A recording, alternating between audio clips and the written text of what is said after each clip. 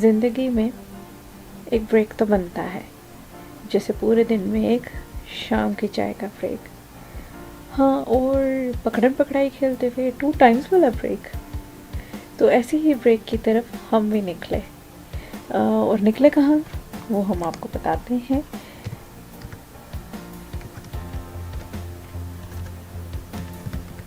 नहीं, चांदनी चौक नहीं, कैलाश। बड़ी मुश्किलों से, बड़े स्यापों के बाद ये प्लान कोई हमारा सक्सेसफुल हुआ। और जाएंगे कैसे? That was a very important question. Distance अच्छा खासा, डायरेक्ट फ्लाइट्स भी अवेलेबल नहीं, obvious reason there is no airport in Kailash. तो बाय रोड का ही एक समझ में आ रहा था। चित्राल के लिए बाय एयर के तो पैसे हमारे पास थे नहीं, तो निकल पड़े हम बाय रोड। सफ़र कुछ चित्राल का 9 घंटे के करीब है।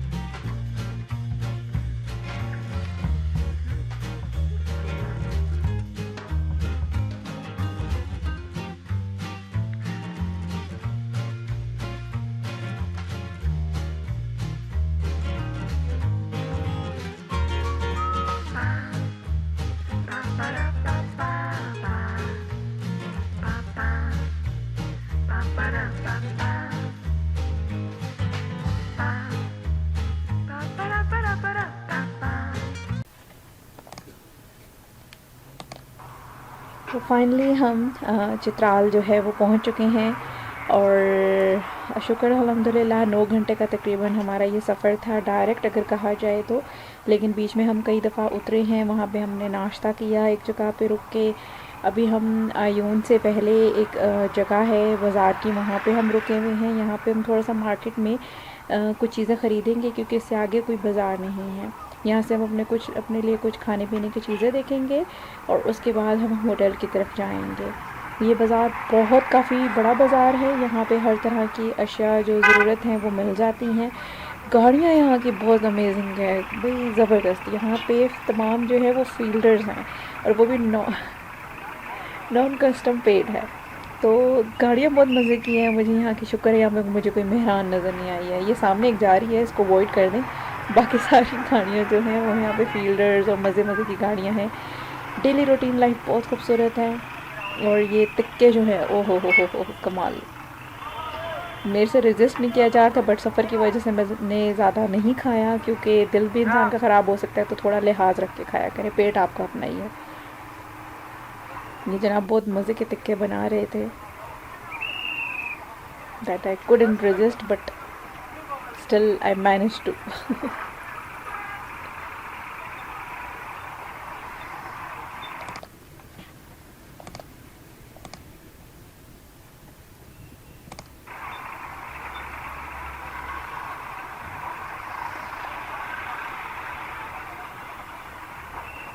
बड़ी खामोश सी एक गाड़ियों की आवाज़ होती है, कोई शोर शराबा नहीं है यहाँ की रोड्स पे।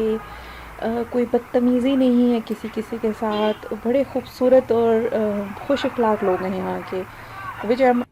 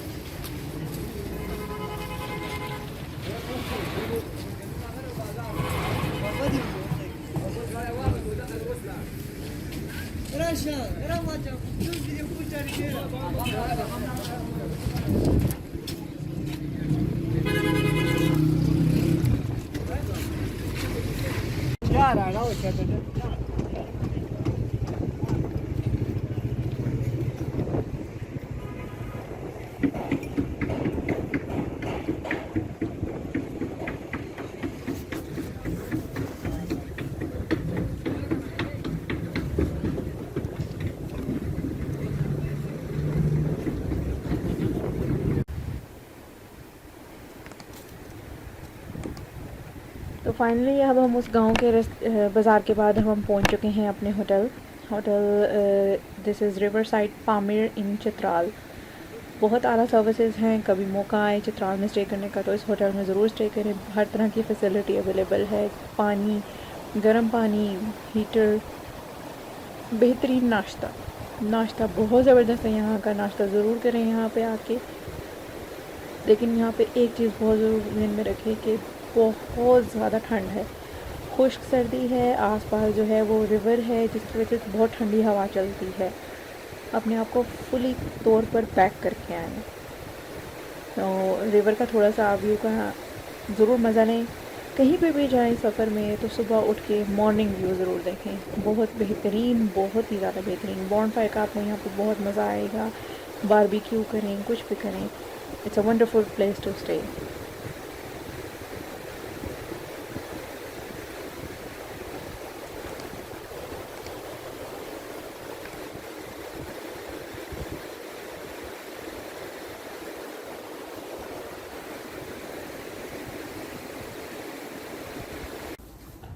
So we are at Pamir in Chitral. We are going to stay here today, tonight. So let's have a tour towards our room.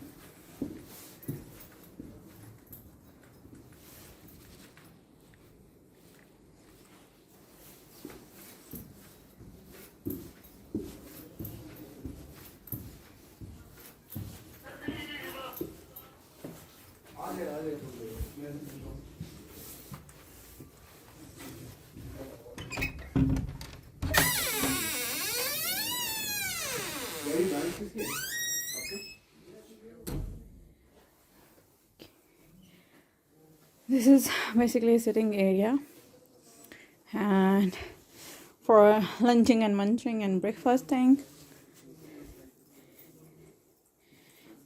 we have got 2 beds,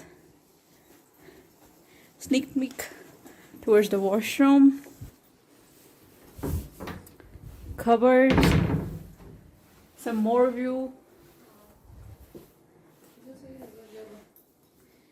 and the interesting part is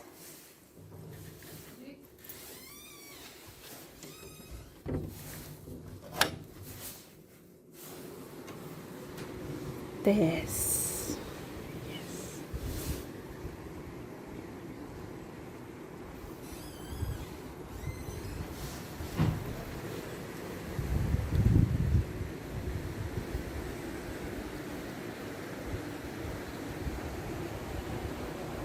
What else to wish for?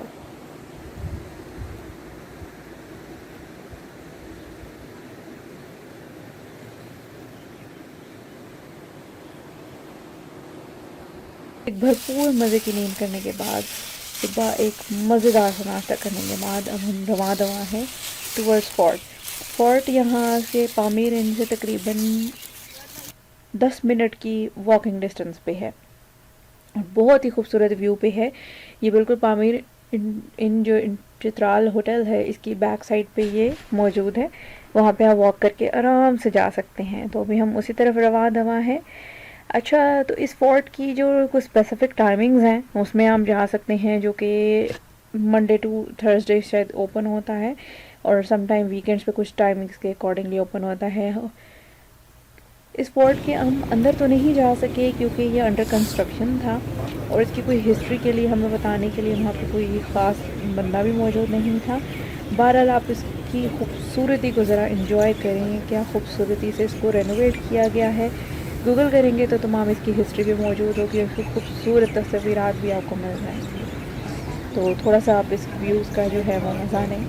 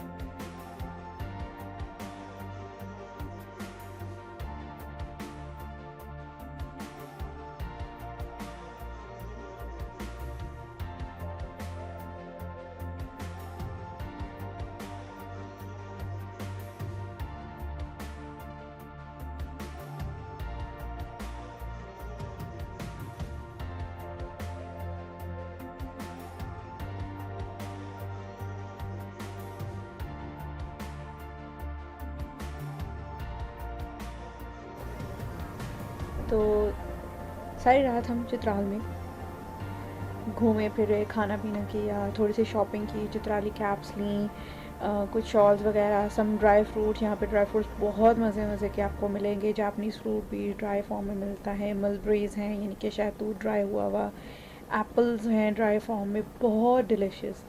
यहाँ से आप ज़रूर purchase करें अगर आप लोगों को मौका मिलता है यहाँ पे रुकने का। उसके बाद हम सेकंड मॉर्निंग में हमने निकलना था फॉर कलाश के लिए सबसे पहले हमें पहुँचना होता है आयून से ऑनवर्ड जो है वो कुछ कच्चा रास्ता है जिसके लिए स्पेसिफ़िक छोटी गाड़ियाँ वहाँ पे जाती हैं, जहाँ पे जीप्स भी जाती हैं और फील्डर्स या वहाँ की लोकल जो छोटी गाड़ियाँ होती हैं वो जाती हैं। तकरीबन मेन चित्राल से आप ये कह सकते हैं 4 घंटे का रास्ता या 3.5 घंटे का रास्ता होगा टुवर्ड्स आयून से ऑनवर्ड जो है वो गाड़ियाँ आप कर सकते हैं। तो जनाब आज हम 3.5-4 घंटे का सफ़र करने के बाद आयून पहुंच चुके थे और आयून से हमने ये गाड़ियाँ कुछ रिज़र्व की हैं। तकरीबन 4 से 5 गाड़ियाँ हैं जो कि हमें कैलाश वैली में पहुंचाएंगी। और इन गाड़ियों का करने का मकसद ये है क्योंकि जो माउंटेंस का जो स्पेसिफिक एरिया है यहाँ पे सिर्फ स्पेस इतनी होती है कि इसमें सिर्फ छोटी गाड़ी आराम से मुड़ सकती है, छोटी गाड़ी आ जा सकती है। आप अभी आगे भी फुटेजेस में भी देखेंगे कि एक गाड़ी को गुजरने के लिए दूसरी गाड़ी को इधर रिवर्स करके आगे पीछे एडजस्ट करना पड़ता है तो ही दूसरी गाड़ी जा सकती है। और बहुत रॉकी एरिया है, बहुत ज़्यादा स्लिपरी रोड्स पे बीच में आएंगे क्योंकि आगे जाके बर्फ़ वाला एरिया भी आता है। और यहाँ पे सिर्फ और सिर्फ एक्सपीरियंस पर्सनल यहाँ के चला सकते हैं क्योंकि उनकी डेली रूटीन होते हैं। हमें तकरीबन ये जो राइड है एक साइड की 1500 रुपये में कॉस्ट की है। और अगर आप किसी और भी बंदे से पूछेंगे तो वो इतना ही चार्ज करेंगे क्योंकि इनके चार्जेस फ़िक्स होते हैं। कोई इस तरह की ये नहीं है कि कोई एक बंदा 3000 ले लेगा, एक बंदा 5000 लेगा। तो अपना जो आप फुटेजेस में देखें और इस व्यू को एंजॉय करें क्योंकि ये एक बहुत इंटरेस्टिंग एरिया है। आसपास इसकी सारी वैली नज़र आएगी आपको और डिफ़िकल्टी है इस रोड पे बहुत ज़्यादा।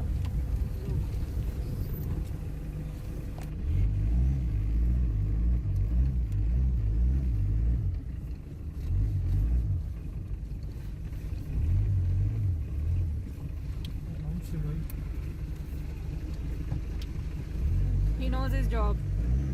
जी but you should guide him as well.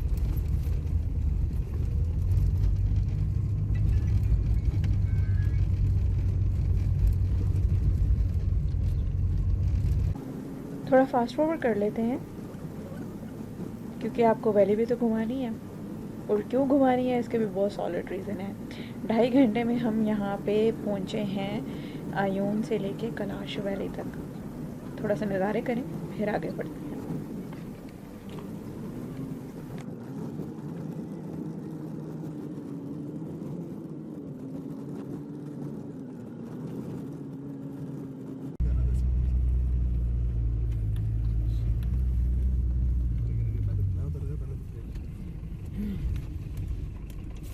Kita ho entry arenia di ibaksa gan iya was mokan a bhimna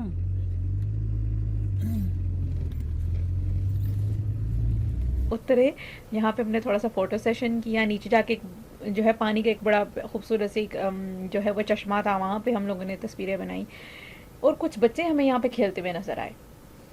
अब ये जो खेल रहे हैं इसका नाम है लूलू लूलू लू। हैरानगी हुई होगी सुन के और फ़नी सा भी लगा होगा। बहरहाल हमें ये तब तक नहीं पता था जब तक हम कैलाश में पहुँच नहीं चुके थे। वहाँ के म्यूज़ियम से हमें इस गेम का नाम पता चला लूलू लूलू लू, वरना हम बच्चों को इसी तरह से मुखातिब होते हैं। यहाँ पे ये बच्चे कॉमनली ये गेम खेलते हैं क्योंकि ये बर्फीला इलाका है, आगे जाके वहाँ पे काफ़ी बर्फ़ होती है, तो वो एक स्कीइंग या स्लोप से बन जाती है या एक प्लेन बर्फ़ की तह जम जाती है जिसके ऊपर ये स्कीइंग या स्केटिंग करते हैं। तो ज़रा सा भी हमारा कभी पाँव लड़खड़ाता था बर्फ़ के ऊपर और स्लिप होके नीचे जाते थे तो हम कहते थे कि हम भी लूलू लूलू लू खेल रहे हैं। तो इसको ज़रूर इंजॉय करें। Please don't practice at home.